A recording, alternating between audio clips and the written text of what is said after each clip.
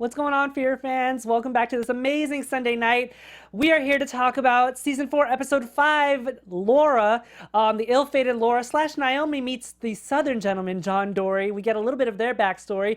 And is John and Morgan staying, or are they leaving? We're here to talk about all of that. Stay tuned. You're tuning into the destination for TV superfan discussion, AFTERBUZZ TV. And now, let the buzz begin. Wait for it. Billy Bass. What's going on, Fear fans? This is Talking Dead's Take Me to the River.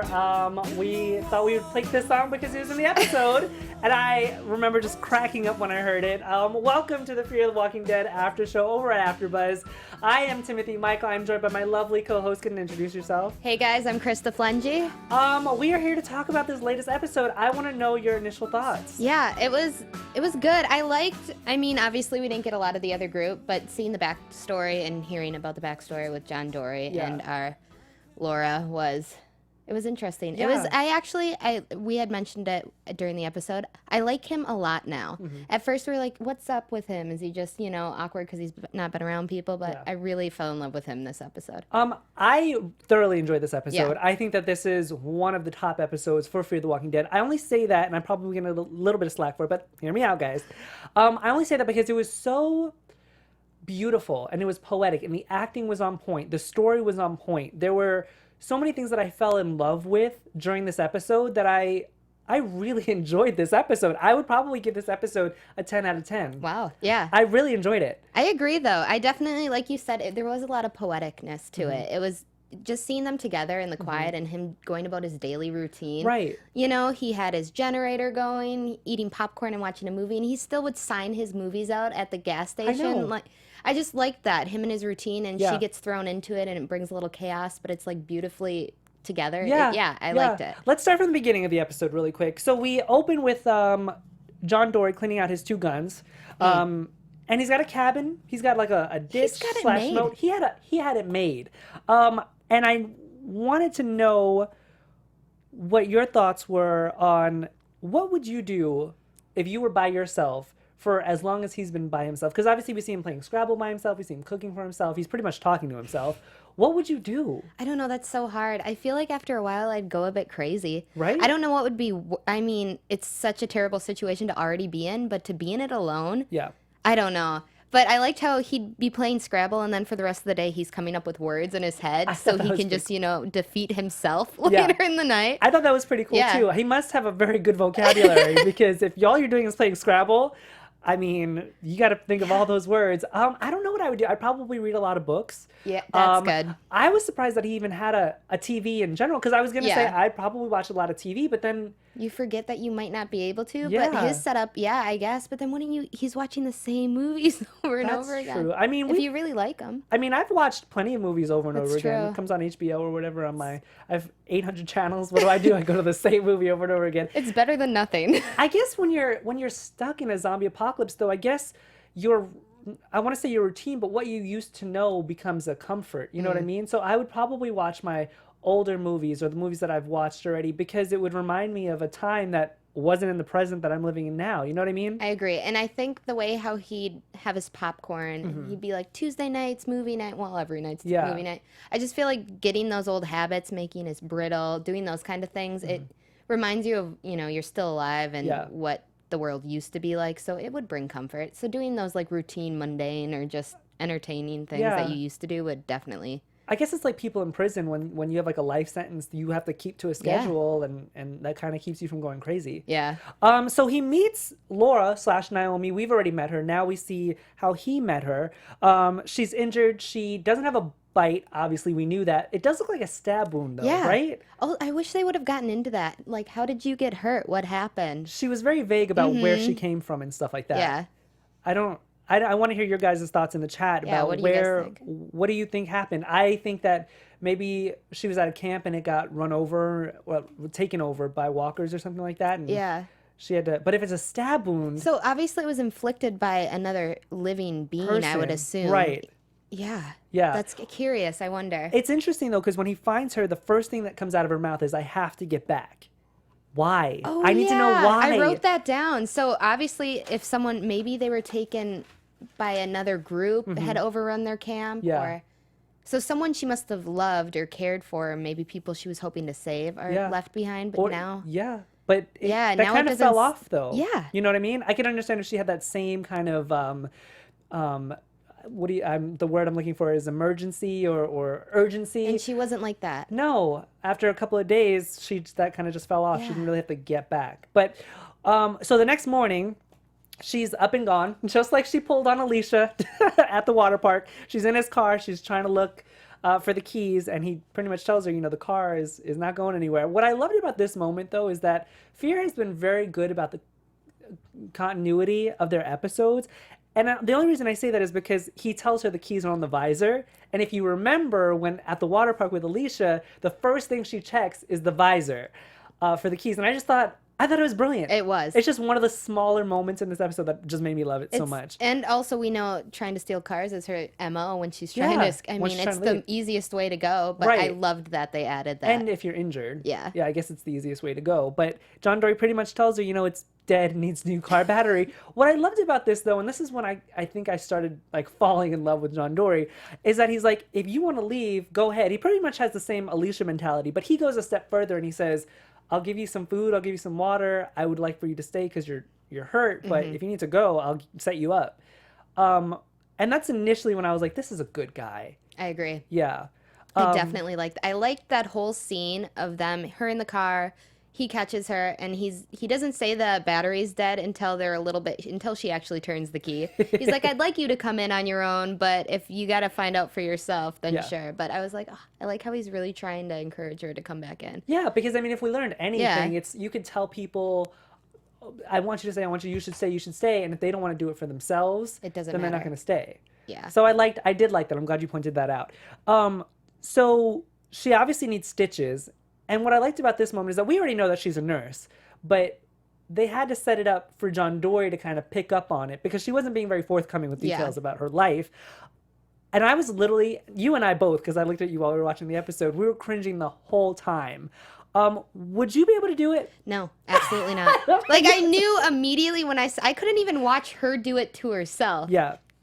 You'd have to knock me out. Yeah. At least ice it first, numb it a bit. Ice? I don't know. No ice? I don't know. Just do something stick her in he's got a fridge. All right. Yeah, put her in the freezer for a bit. I don't know.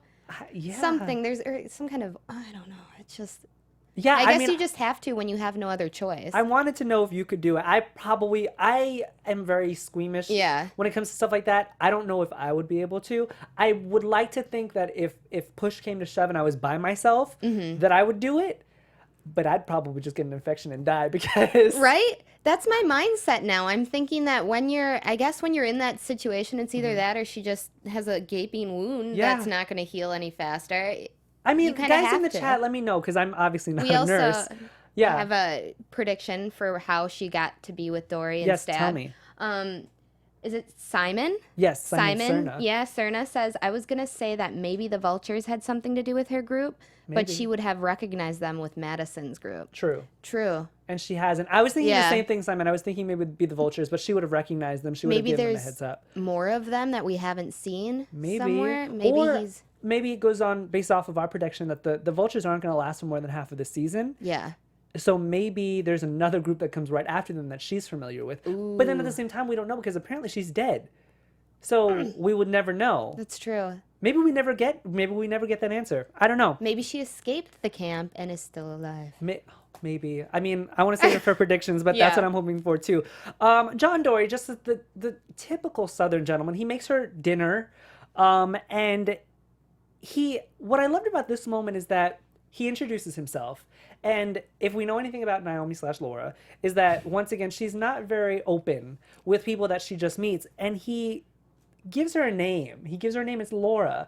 And I love this moment because that's who he knows her as. It was so good. What's interesting, though, is throughout the episode, she never tells him her real name. No. Which was kind of surprising because...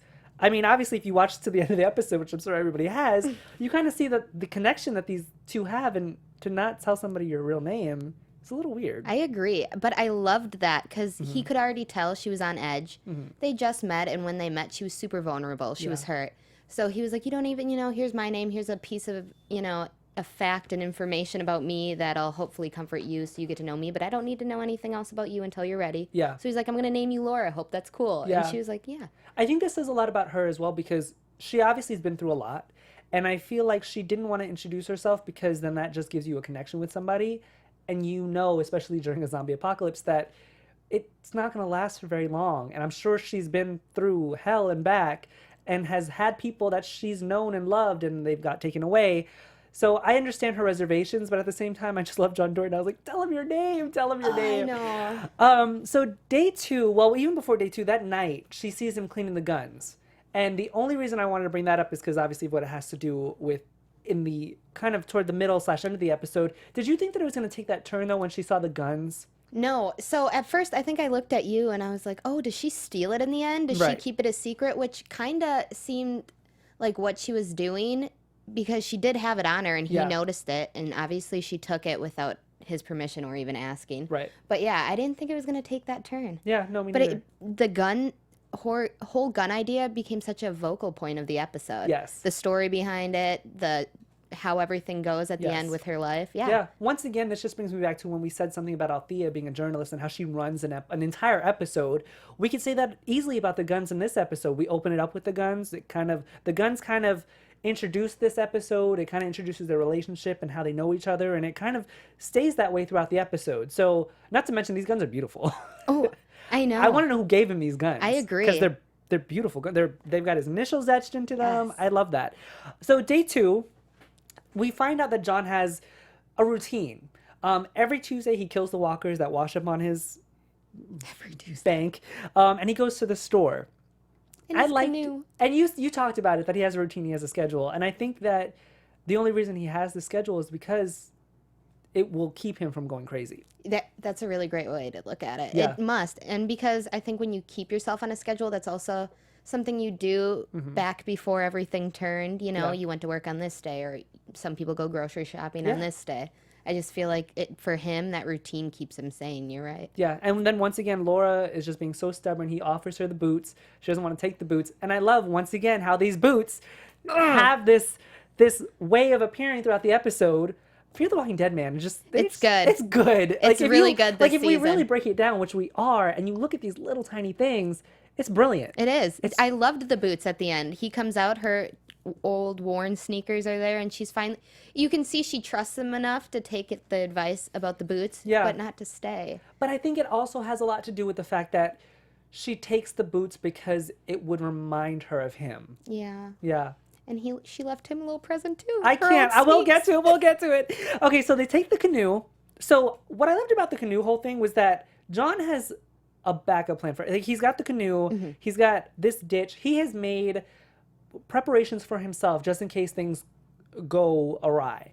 And I love that. So they take the guns to the store, and on the way, we kind of find out a little bit more about John Dory's backstory. We knew he was a police officer from a previous episode.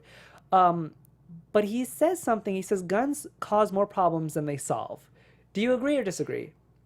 In this world? Both, that they're actually. in? The world that they're in right now, there's a time and a place. It's definitely nice to have for an emergency. When it came to Laura, the gun obviously saved her life. Yes. But in the old world, before the zombies, I kind of have the same mindset as him. Yeah. They do. They cause a lot of issues. Yeah. So...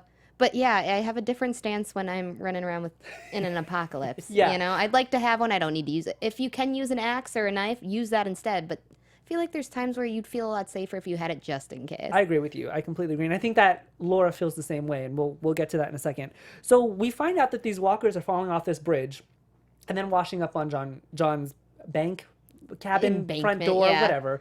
What I liked about the whole store setup, though, it gave me a lot of questions because, A, this store is stocked up. Where is everybody? And why hasn't this store been, picked clean already? Raided. Right. That's what he said, that it was shut down. They left before everything went you know, crazy. Yeah, I get that. But still, how is no one, obviously there's walkers, so there's people in the general area. I don't understand how there's anything left in that store. Right, and if you looked at some of the walkers on the bridge and everything like that, obviously these could have been self-inflicted by the walkers walking into things, but even with the one with the sword going through him, people. There are people. Now, granted, we don't know how long these walkers have been walking. Or how long it is into... True.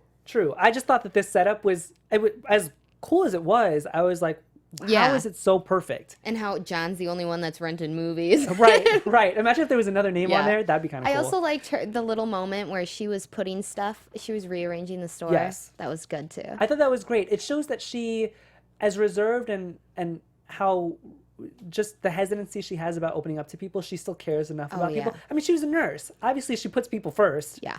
And she makes a point. She's like, I'm lucky to have a job that's still relevant in this world. Yes. Which, Yeah. And the only time that she opens up is on night 2, which I kept on it until about day 3, and then time kind of goes crazy on us because the wound is already healed up and stuff. But during night 2, they're sitting there watching a movie with the popcorn and stuff. I love that moment.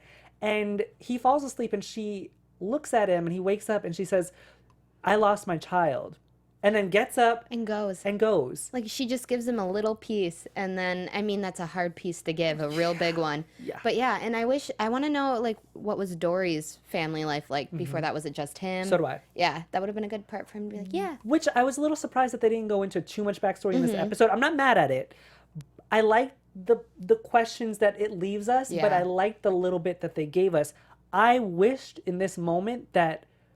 See, I'm kind of torn because I like John's just letting it sink in and not asking her a whole bunch of questions because I feel like he already understands that she's not very open about things. So for her to have told him that is a lot. It's a big step forward. But I wanted him to be like, how? Why? I need to know these questions. But I understand and I respect the fact that he didn't jump on her about it. I think she got up to leave so fast, too, that he knew that was really hard for her to just divulge that information. Yeah. So he was like, you know what? I'm glad she opened up as much as she did. Yeah. And maybe later he could, but he didn't get the chance. Yeah, and I think that this was a turning point for, not only her mindset, but for their relationship. Because the next day, you know, she asks him to teach her how to fish, which I love because there's that whole proverb, you know, teach a man to fish, you know, give a man a fish, feed him for a day, teach a man to fish, feed him for a lifetime. Yeah, that's it. And I like this moment because it shows that she wants to stay, but she's conflicted. That's what I got out of it. That, and it also shows that he wants her to stay, but the more that he teaches her, the harder the easier it's going to be for her to leave. So he's conflicted too because he wants her to stay, but he knows teaching her these lessons and these resources also makes it easier for her to leave whenever she wants. Yeah. Really quick, guys, if you want to have fun, learn, and grow in all areas of your life, for those who do, we've got a podcast for you. Conversations with Maria Menounos podcast edition is hosted by our very own AfterBuzz TV founder, Maria Menounos, and drops every Friday on iTunes. Conversations with Maria Menounos feature celebrity and influencer interviews along with secrets and tips on how to be better in all aspects of life. From health and wellness to career, relationships, finances, and more, let our Maria be the big sister that you've always wanted. Just go to iTunes and subscribe to Conversations with Maria Menounos for free, and be sure to rate and comment and let her know it was me and Krista from the Fear the Walking Dead panel that sent you there because we get the credit and we love getting shout outs from Maria. Conversations with Maria Menounos podcast edition every Friday on iTunes, guys. Check it out. Yes, definitely do it. I know that Krista listens to it at the gym. Yes, it's great. I do. And it's free, so why not? This is how she stays beautiful, you guys. This is how she stays beautiful. Yeah, that's it. Another really, just back into the episode, another turning point for them is now, we saw in the beginning that John plays Scrabble by himself. He cooks by himself. And self-sufficient. And now they play Scrabble together. They watch movies together. They eat together. It's literally full circle. It's just so poetic and so beautiful. We can literally see a relationship happening right before our eyes. But then we get to the part where he has to take the stitches out, and you can literally tell she doesn't want to go. I know. And can you blame her? I wouldn't want to go either.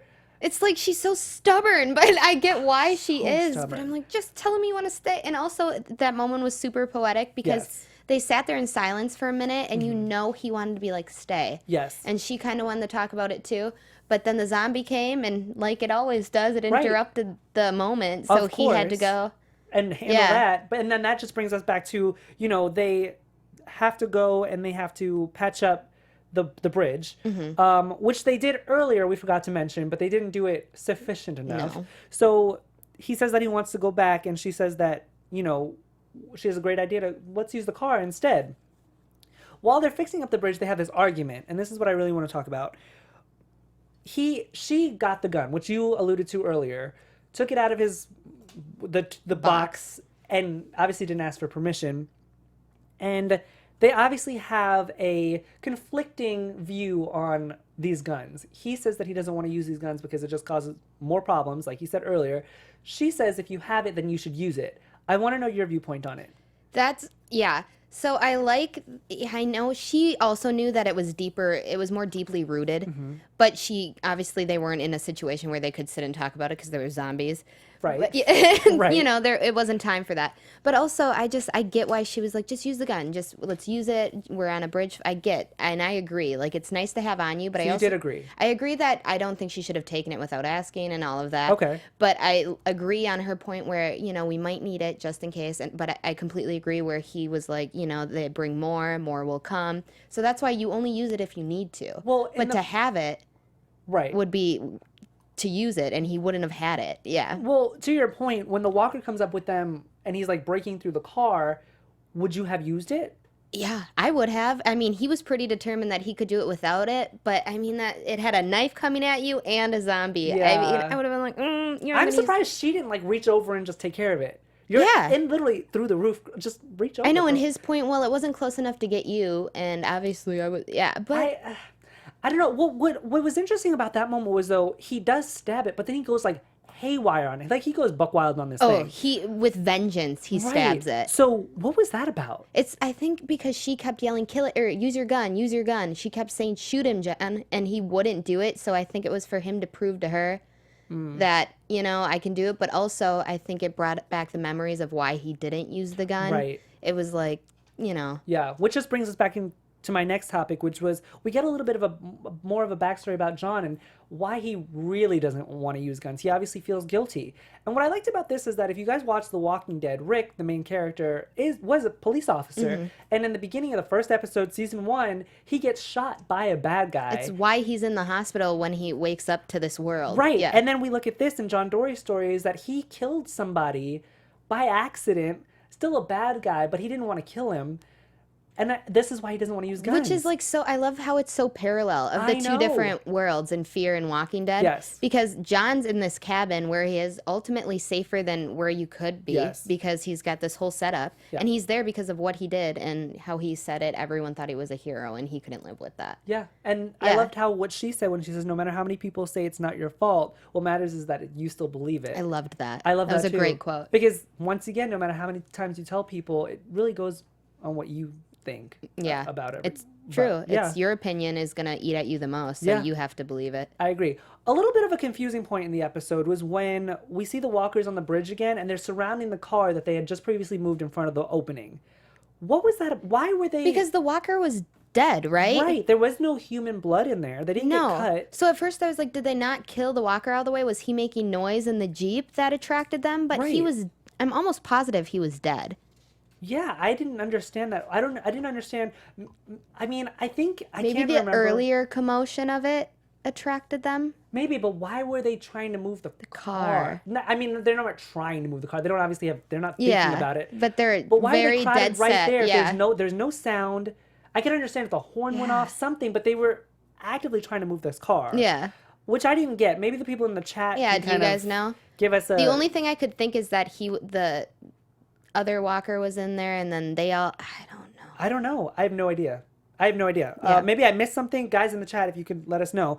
But that just brings us back to the next moment where they all fall into the river and they wash up on John Dory's embankment or in front of his cabin. Yes. Simon said the walker in the water was making the noise. Oh, because he didn't kill him. Yes, That's I do right. remember that. You're right, because she wanted to kill him. Yes. And he just pushed him under. That's right. That makes sense. Simon, you are the best. Yes. That's why we love fans in the chat, Yes. because you guys keep us on point. That's why. So the sound was drawing them to. Now I forgot that understand. he, Okay. because I remembered she was going to kill him, and he was like, no, just drown him a little push bit. him. Yeah, just push him away. So that's on John Dory. Brilliant. If that was on Dory, and that obviously the fight just goes right to John Dory. and him and Laura have to defend the cabin. What was interesting to me was that I thought that they could have just stayed inside the cabin and stayed quiet, and the walkers would have just moved on, right? But they were walking up towards the cabin, so they were like, "What's up there?" I mean, yeah. I would have. You'd think, yeah, but then I guess eventually quiet, you'd have to come out, and then, but maybe wait till daylight. That's what I was thinking too. But then at the same time, they might have caused more damage. That's true, because they'd be making noise, and more would come. Right. Yeah. And then it just gets worse. You want to get rid of the situation as soon as possible. I guess. John Dory's a good shot. Did you notice that? Oh when my he had to save Laura, he was like, boom, boom, boom, boom, boom. She's in there, and it's dark. So not only are you killing all of these guys, you're also trying not to hit her. Yeah.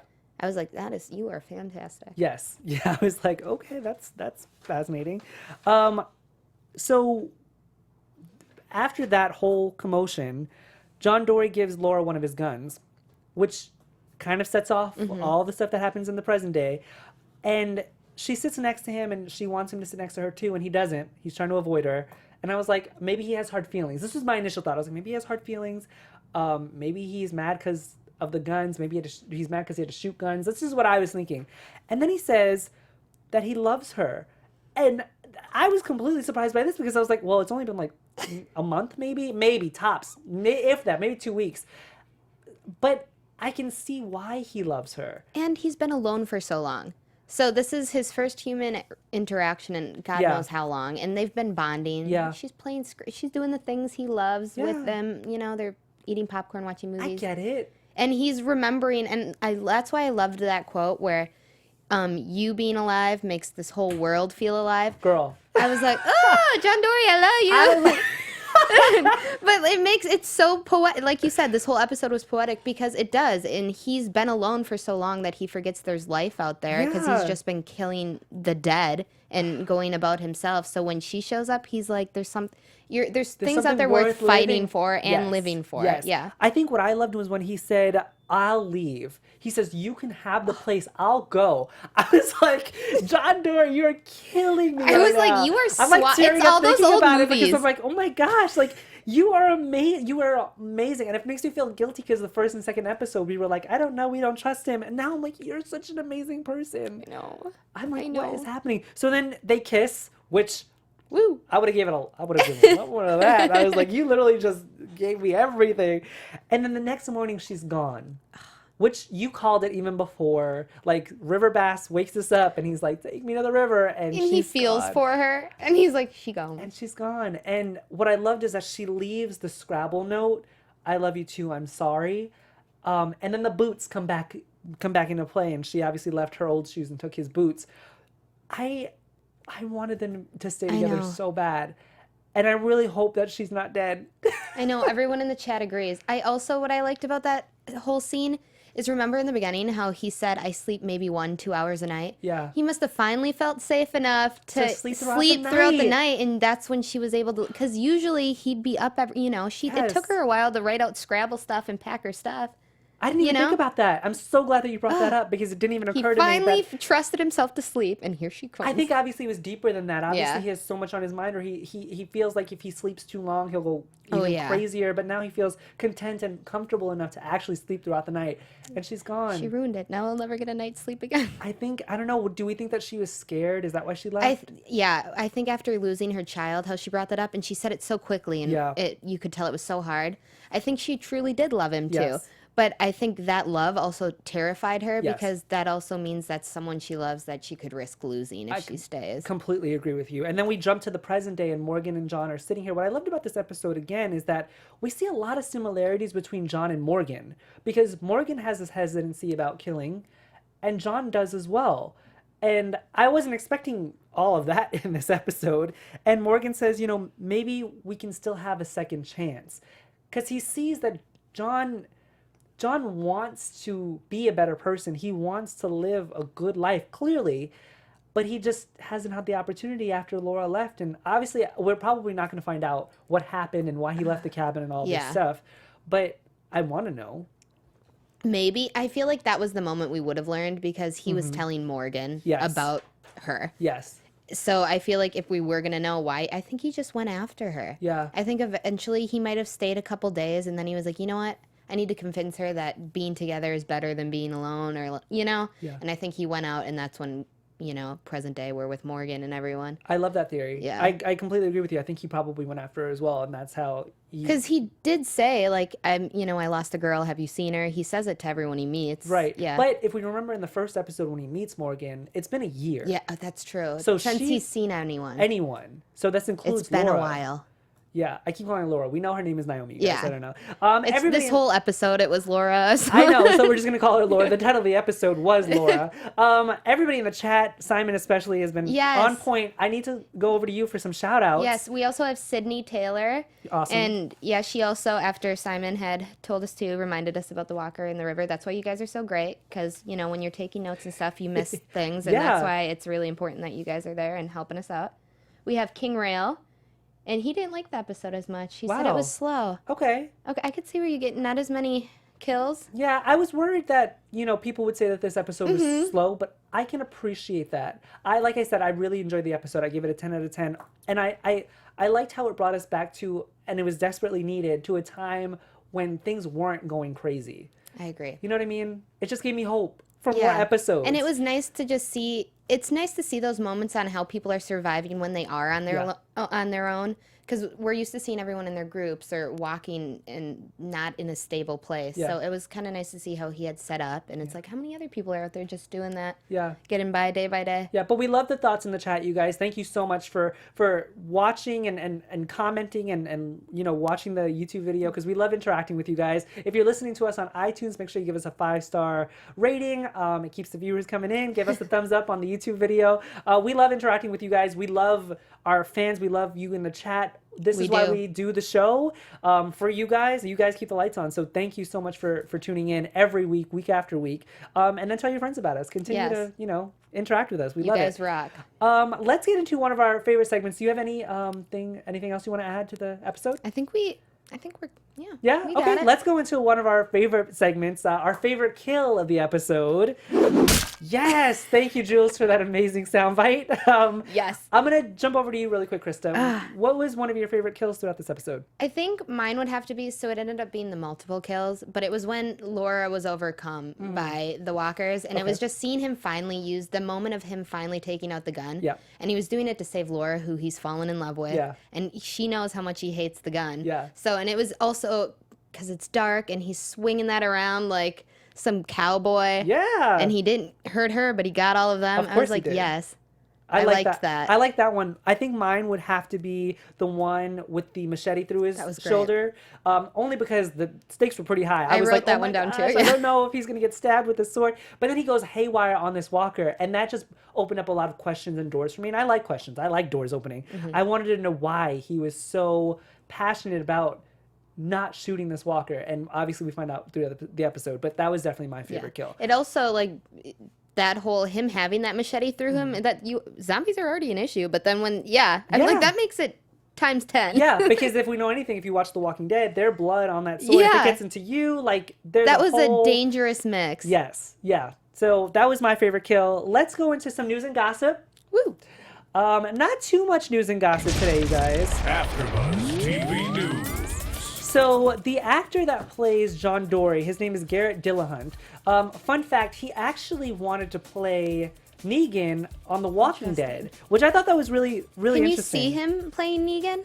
Yes, but Jeffrey Dean Morgan does such a good job with the character. I don't know if you read the comics, but Jeffrey Dean Morgan does an amazing job. Jeffrey Dean Morgan's amazing. I like that they play who they play, I think. But also it's who I'm used to playing. So funny thing though, according to comicbook.com, Garrett Dillahunt says he still, even after this episode, he still doesn't know anything about John Dory's family. He doesn't know anything about where he lived before specifically. He says, I know what he did. I know why he didn't do it anymore.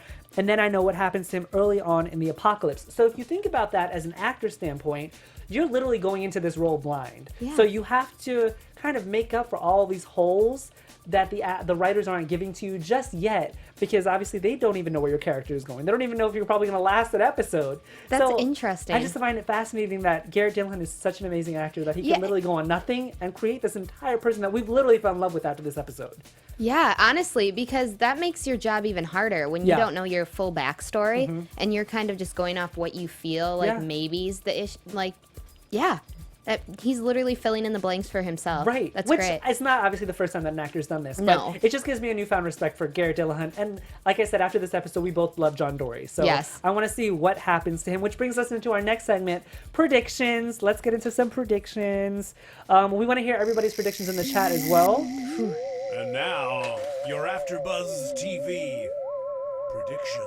So if we learned anything from the preview for next episode, some stuff is about to go down. And there's only 3 episodes left of this half of the 4th season. So give me some predictions, Krista. So I think I'm going to go with, because we didn't really talk about it, how at the end we had Morgan and Dory discussing everything, and Morgan decides to stay. But and we weren't sure if that meant stay together and go about their ways or go and find the rest of the group. And I think they're going to go find Alicia. Okay. And I think they're going to try to, stay, because everyone's living. And I think Morgan wants to remind people of that. And there's more to just fighting and dying. Yeah. So I hope they do that. And I also really hope Naomi's alive. I hope she escaped the camp somehow when everything... She also seems like she's a pretty tough cookie, and I think she probably had a plan B. Right. She seems like that kind of person that as much as she wanted to stay, she knew that it could go at any time. So I hope she had a plan B and she used it. Completely agree with you. The only fault that I have in that is that I think because she's been so reserved and she doesn't want to open up to people is because she's afraid of getting connected to them. And I feel like because she got connected to them, the reason why she died was because she was trying to save somebody in the group. I know, but I really don't want her to be dead. I want her and John to have a second chance, like he called it in the episode. I think some of the predictions that I have is that Madison is going to get tired of Mel and his taunting at the stadium, and I feel like she's going to make a move. As much as she might not want to, I think it's going to get to the point where they have to, and Madison will take the shot. And I think that's how everything goes just buck wild at the stadium. Interesting. I think that's what's going to happen. Because we don't know how it turns. It looks like next week we get a little bit of that, though. Yeah. Oh, Simon has a prediction. Oh, let me see. He said, I think characters tie with each other. What if Al's tapes, especially the bog, has something to do with Naomi's group? Ooh. The writers put a lot of focus on those tapes. Maybe Al met Naomi before John. Oh, I like that. Oh, I like that too. Yeah, so she doesn't know that Naomi's the same Naomi or Laura that he knows, and maybe she has tapes on her already. Maybe or maybe Althea is the link to these two all characters. of them, yeah. Oh, that's a good Simon. Cool. See, this is why we have our amazing fans in the chat. I like it. Do you have anything else that you need to... No. No? Awesome, you guys. That has been our recap of Season 4, Episode 5, entitled Laura of Fear the Walking Dead. We love when you guys interact with us and tweet at us throughout the week. So, Krista, let our fans know where they can find you. Hey, guys, you can find me on Instagram and Twitter at Krista Flentje. You guys, I am Timothy Michael. You can find me everywhere at I am Timothy Mike. Make sure you reach out and follow at AfterBuzz TV on Twitter as well, because they've got some really awesome information there. We will be back same time, same day next week to talk about the next episode and what's going to happen then. See you guys next week. Bye. Bye. From executive producers Maria Menounos, Kevin Undergaro, Phil Svitek, and the entire AfterBuzz TV staff, we would like to thank you for listening to the AfterBuzz TV network.